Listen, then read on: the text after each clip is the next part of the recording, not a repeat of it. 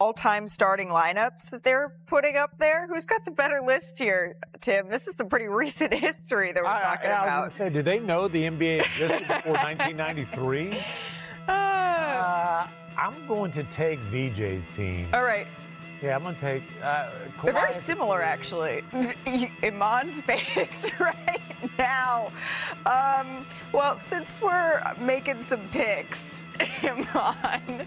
I'm just confused if they could have everybody avail. I'm just confused. You know what? I think we're going to chalk it up to age and recent history. But we thought we'd do a little bit of this, a little bit of that. I'm going to give you two options. You're going to pick one. Simple. Iman, you'll start us off here. Two future Hall of Fame point guards are on the available free agent list. So a different list than those guys we're doing here. Who has more to offer a team right now? Chris Paul, Russell Westbrook? CP, don't hate me. Give me Russell Westbrook. CP, don't kill me. Don't kill me. Why? Russell Westbrook is one of the fiercest competitors I've ever gotten to compete against. And when you talk about somebody that will give themselves up and do whatever for the team, I think that he's a little more suited for that position than a Chris Paul would be. Chris Paul's pretty much been dominant with the ball the whole time. That's the way you want him to play, and that's the only way I think he can. I don't think he could play as efficient as Russell Westbrook could. Everyone who has played with Russ raves about him as a teammate, too. Like, a lot of folks say that they have really enjoyed him on their team as opposed to playing against him. What about the Lakers and the Clippers? They both had some really interesting off seasons. ESPN Bet released their win totals. Lakers over under 48.5. The Clippers 47.5. Tim, who do you think is going to win more games? The Clippers. The Clippers are clearly the best team in L.A. And look, it's not necessarily about star power. Let's talk about the defensive end of the floor. The Lakers have a whole lot of question marks. The Clippers have probably 6 guys on their roster who would be the best defender in that Lakers locker room. Lakers Clippers this year in Crypto.com Arena could be interesting. All right, incoming Duke freshman, top 3 high school recruit Cameron Boozer. He recently said that Duke is being, quote, overlooked this season. It's not like the be here for the rest of my career. I love this community and everything you've given me and my family. There's a lot more work to do. You guys deserve a championship, and I think we're just getting started here. Now, those championship aspirations, they got off to a little bit of a rocky start in 2024. Embiid, he would miss the first 9 games of the season due to injury and a suspension. When Embiid was on the floor to start the season, he did look good, though. 31-point game against the Bulls after missing the previous 7 games, a 27 and 9 rebound performance against the defending champion Boston Celtics. That one was on Christmas Day. However, the Sixers and Joel, they would start to struggle in February after a 7-game losing streak, and then the Sixers made that decision to shut him down for the remainder of the season with a lingering knee trouble here. So for the first time here on NBA Today, I'd like to welcome in Dotun Akintoye, who just released an excellent profile that's up right now on ESPN.com. I really encourage all of our readers to take a second to go and read it when you have an hour this afternoon. But you sat down with Joel Embiid several times throughout this story. What stood out to you the most in those conversations? Well, thanks for having me first, Malika. I think Joel is an incredibly sensitive, incredibly complicated person. And I think there are some of those traits that are perhaps at odds with the role that he plays, which is a leader of an organization, a superstar. And I think he's been struggling with that ever since he's been cast in that role. Yeah, I think sensitive was a really good way to put this. And the way that you explore what Joel Embiid has been through in this story was really interesting to me. Something that jumped out in your profile was just the amount of frustration, I think, that Joel has fostered throughout his career, especially with the organization.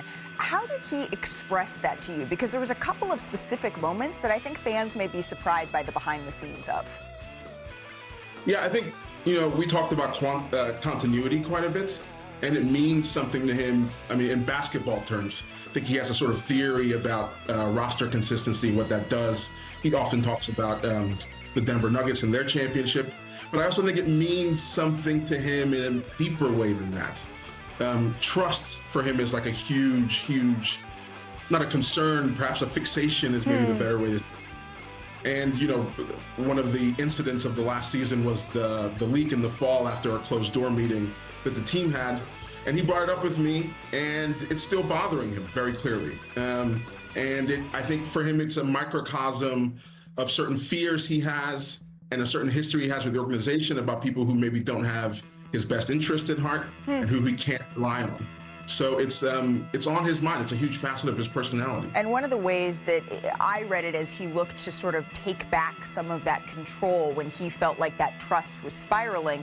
He talks about the behind the scenes of an interview he did this season with Lisa Salters. Can you tell us about that?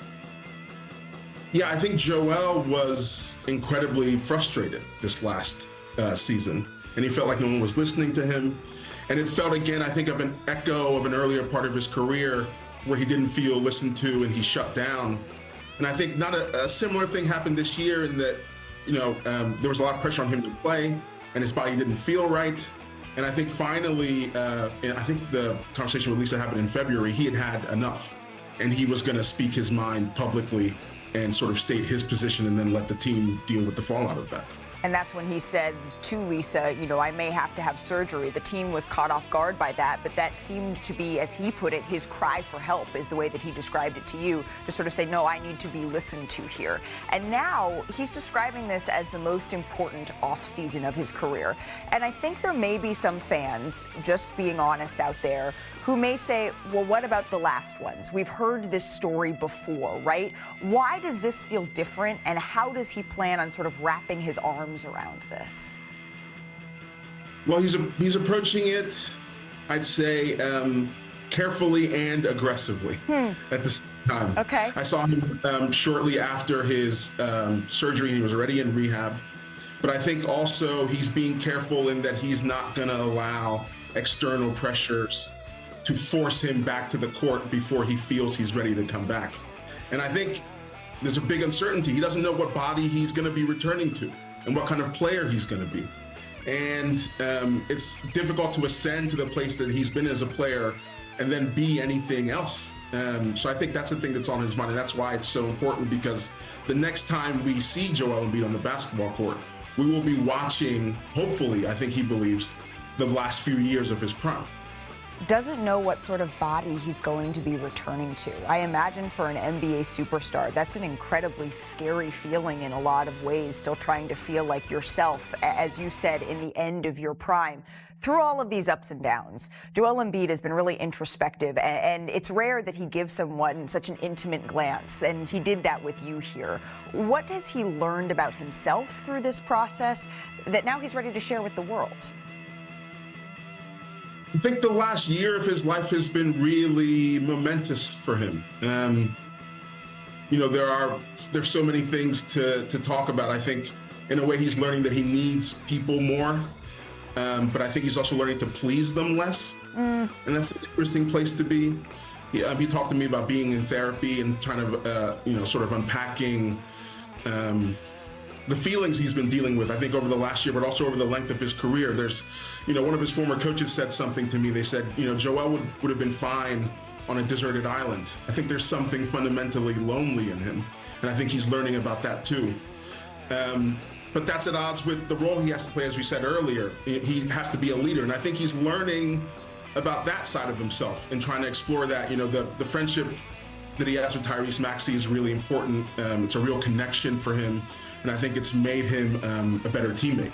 Dotun, I really appreciate you taking the time to sort of walk us through the way that Joel Embiid has been thinking and feeling about this entire process. Pun intended, but I really encourage everybody to go and to read your story, because I think, as everyone at home knows right now, there is so much nuance that we can only capture so much of right here on NBA Today. Dotun, I really appreciate the time. Again, his story is up right now on ESPN.com. And when he is right, there is nobody like Joel Embiid in terms of scoring, right? His 30.9 points per game the last 5 seasons, it leads the entire NBA here. As we say hello to our front office insider, Bobby Marks, I want to dive into a lot of parts of this story, Bobby, but let's start here with you, because there's so much to unpack. Do you agree, Bobby, that this is the most important offseason of Joel Embiid's life here? I do, Malika, and I look at this as this partnership between Philadelphia and Joel Embiid. there's no turning back, right? Like, they've got to make this work, certainly from the Embiid health perspective here. And I remember last September when Joel Embiid had 2 years left on his contract, and he wound up signing that 3-year max extension, and that drew a lot of ire across the league. Why would Philadelphia commit another 3 years to a player that certainly is an MVP candidate, but it certainly has been injury related? And here you look at it. There's 4 years, $242 million. Malika, the last year of that contract is $69 million. That is the danger zone of contracts. So for both sides, they've got to make it work here, for better or worse. Tim, do you feel like there's a real conflict when it comes to the messaging around the 76ers here between what Joel Embiid is saying and what the 76ers say? Who cares what I think? Joel Embiid clearly feels like there's a conflict, and there have been a lot of issues with the Philadelphia 76ers throughout the course of his career. The constant seems to have been a lack of trust in the organization, and when trust is lost, it's really hard to regain, really hard to rebuild. And just listen to Joel Embiid, read his words. He clearly does not feel that his best interests are always being looked out for. I mean, he said it in the story. The interview with Lisa Salters was a cry for help. Yeah, and that I thought was really interesting, because it's one thing to feel as if you aren't being listened to. You know this. You've been in these locker rooms. It's another thing to decide that I've been not listened to for so long that I need to litigate it in an interview. And then it's another thing to feel you need to take another step and do this extensive and incredibly well done profile. That feels like it's compounding on top of each other. Yeah, when hearing that, especially when he used the word as sensitive, a lot of guys hear that word and want to run away from it. Being sensitive to a number of different energies in the league is totally natural. Dealing with the ups and downs, the injuries that happen, dealing with people saying that you don't have the heart to want to play right now, and you know that this might be a worse injury than you're willing to admit to. You have to deal with all that, and I think it's all part of it.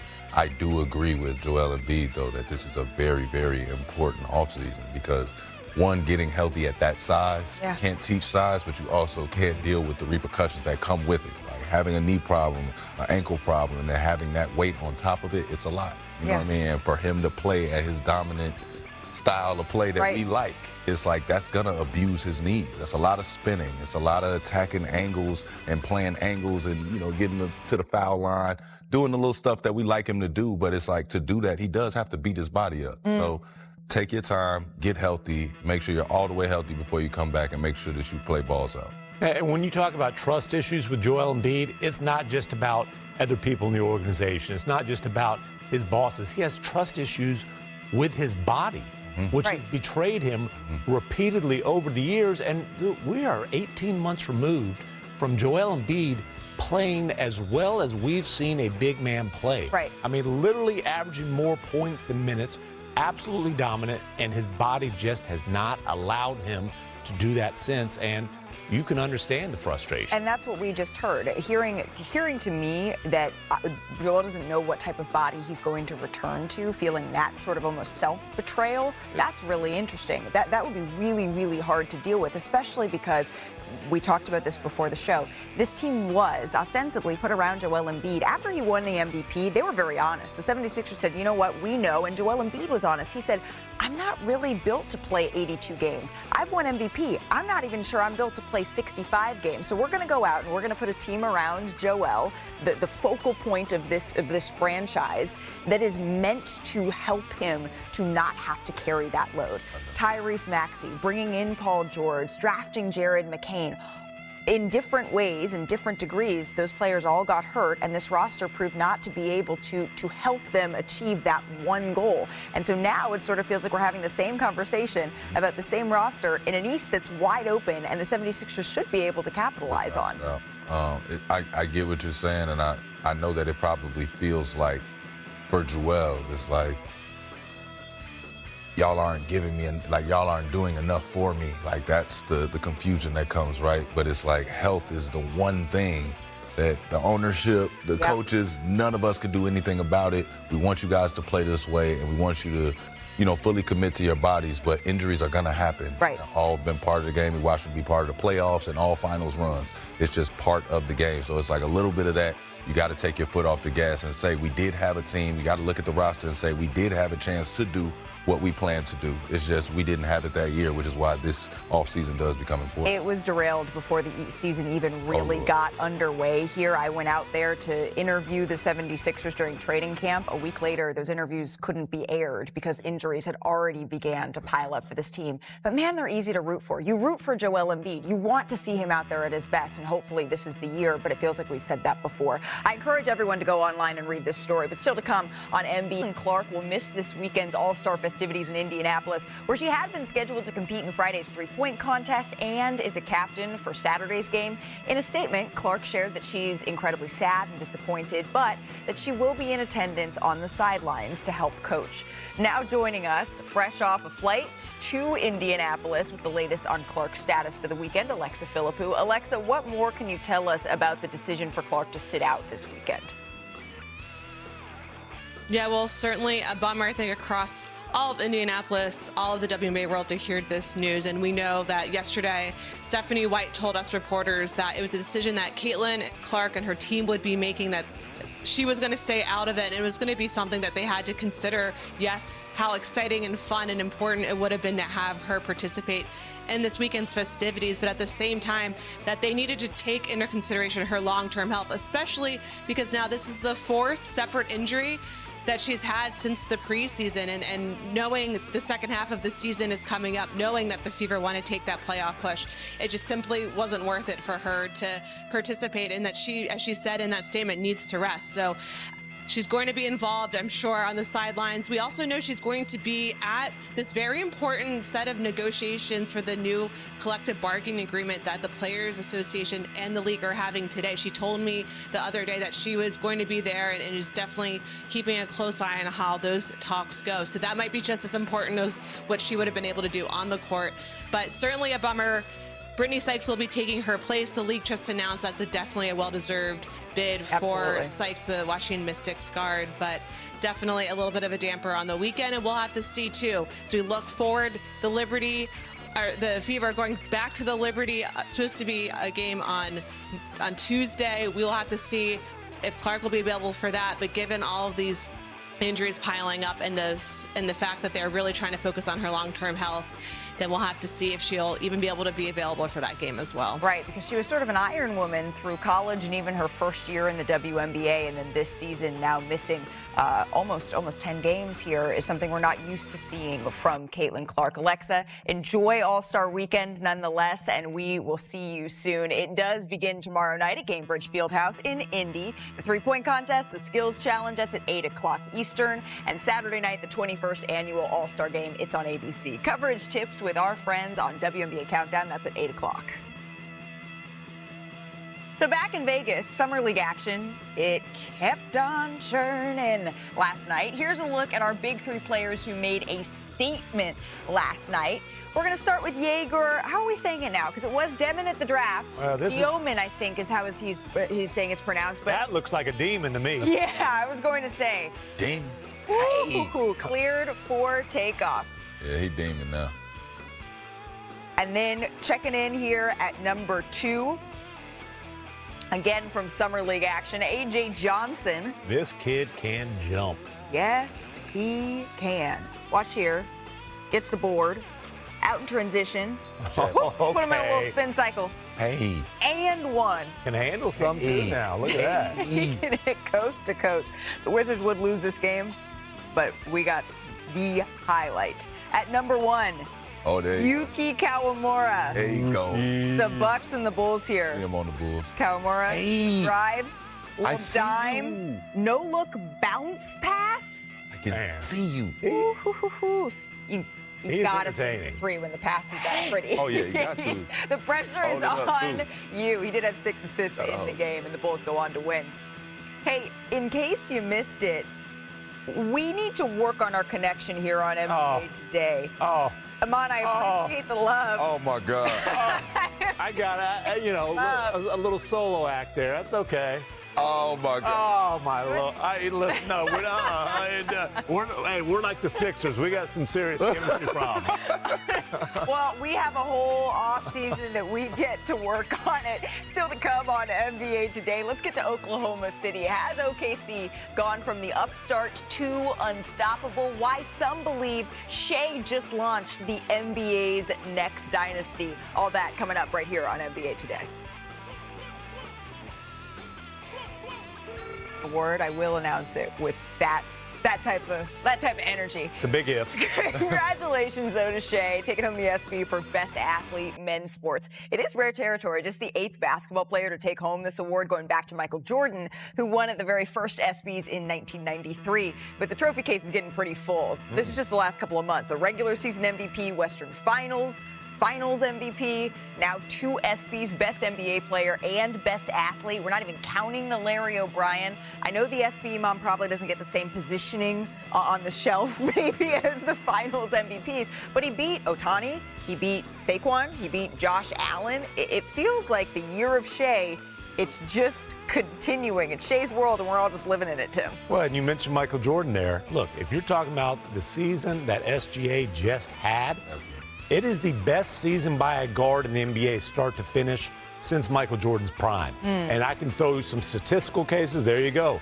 Look, that's the kind of company he's in. And then you talk about winning the scoring title, the MVP, the Finals MVP, leading the Thunder to a championship. Now, the question is, can he be like Mike over the long term? Is this the first of several for the Thunder? That is certainly a possibility. I love that all the Thunder players showed up. They were up for a team award as well. But to support Shea, even in the middle of the summer, everybody was there to sort of make sure their main man knew that we are still here to support you. You were so great on the Hoop Collective podcast during the NBA Finals, Amon, putting into perspective what his run meant. Was there a single aspect of it that impressed you the most? My biggest thing that I watched with Shea is his ability. We talked about it a little bit before. People play checkers. Yeah. And he plays chess so well at the end of games that people don't pay attention to. If you watch Shea at the end of games, you'll see him pick matchups. But he's not just picking the matchup for who he can beat off the dribble. Shea already knows I can beat any of you guys off the dribble. 1 through 5, I'm going to get off. I'm going to get where I want to get to. But you start seeing him pick who is the help man. And I'm like, I only seen a LeBron do that. I can tell you whether Shea is going to pull up or shoot one of them floaters in between shots. I can tell you how he's going to do that based upon what matchup he drew. Right. But he will not put the game in your hands, and I think that is so impressive. We watch a lot of guys put the game in the ref's hands, put the game on your defensive rotation. Shea has figured it out where it's like, oh, I see what y'all are doing. Y'all trying to get the ball in my hands, but I'm shooting a 12-footer from right here. It's going to have to be a fade to stay away from your shot blocker over here. Right. But I'm going to get here, and to watch him be elusive to get there is insane. It seems like he has a more maybe mature game than a lot of folks his age. And when you say put the game in his hands, he's also able to execute there. Because there's some players, you put the game in their hands, and sometimes they're able to get the job done, and other times they fall a little bit short just because they're working on that consistency. The maturity in Shea's game, it's really poetry to be able to watch. We mentioned that the Thunder, as a team, they were up for the best team category.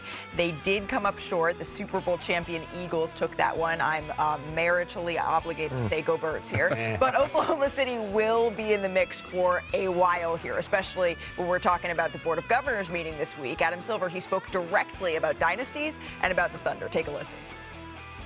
I will say sometimes when I read reports of these unique champions each year, that then gets translated into some notion that the league doesn't want dynasties. I'm perfectly comfortable with dynasties. I like what we're seeing right now. I'm not ready to declare we're not going to have dynasties. I'm sure Sam Presti isn't ready to hear that. I'm not ready to hear that either. I think dynasties are good for the NBA, but we are in the midst of an age of parity, and this is what the owners wanted. There are 7 different champions that we've had in the last 7 different seasons. It's the first time in NBA history there has been that many different champions over that 7-season span. So, Mr. Marks, the Thunder, though, they are set up to potentially buck this trend. How are they going to be able to be a dynasty in a different way than we've seen recently? Yeah, Malika, we have an article up on ESPN.com as far as how Oklahoma City can navigate around this second apron. And the more I wrote this article, the more I believe that, yes, they do have the makings to be a dynasty, and here's why. Shai Gilgeous-Alexander still has 2 years left on that rookie max contract. He's playing below the max allowed for a player at his level here. And then you look at what they were able to do with their 2 players they just extended, Jalen Williams and Chet Holmgren.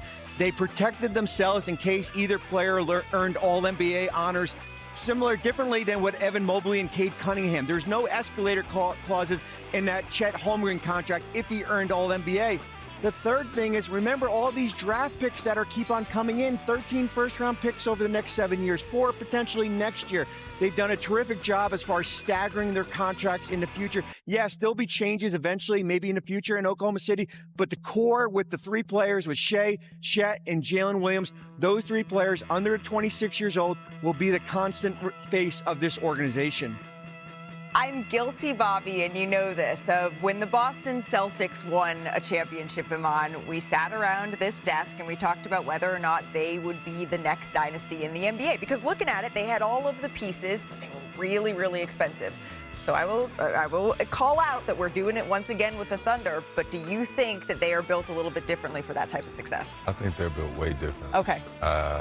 Yeah, he was giving me the side eye when I said Boston. He said, really? Really? Well, when you look at Boston, I think we failed to realize the competitive nature of 2 guys that are both supposed to be the main guy. Whether we feel that way or not, Jaylen Brown thinks he's the guy. That's what makes him good. The Finals MVP voters. That's what makes him go, you know. But when you look at Jason Tatum, so easy to build around him, get around him, and have a structured say that he's the best player. So I understand it. But when you look at the Thunder, you look at a bunch of guys that are willing to stand behind every guy that goes to do an interview.